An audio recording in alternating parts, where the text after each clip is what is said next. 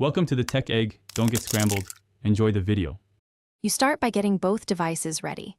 Power the HDR As50 and make sure the battery is at least half charged so it won't die mid-setup. On your Android, install Sony's Wi-Fi remote app and enable phone Wi-Fi. Once done, open the camera menu to wireless settings and select the camera's Wi-Fi function.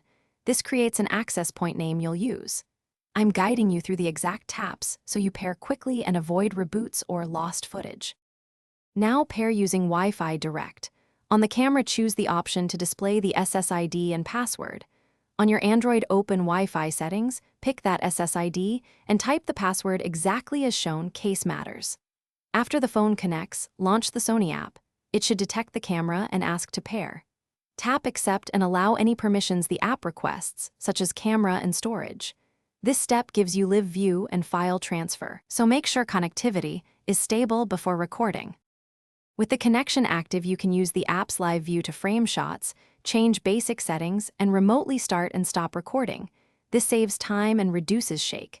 To copy clips, open the app's browse mode, select files, and download to your phone.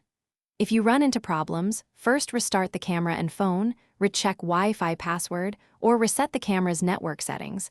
Often a quick reset clears conflicts. If issues persist, toggle airplane mode on.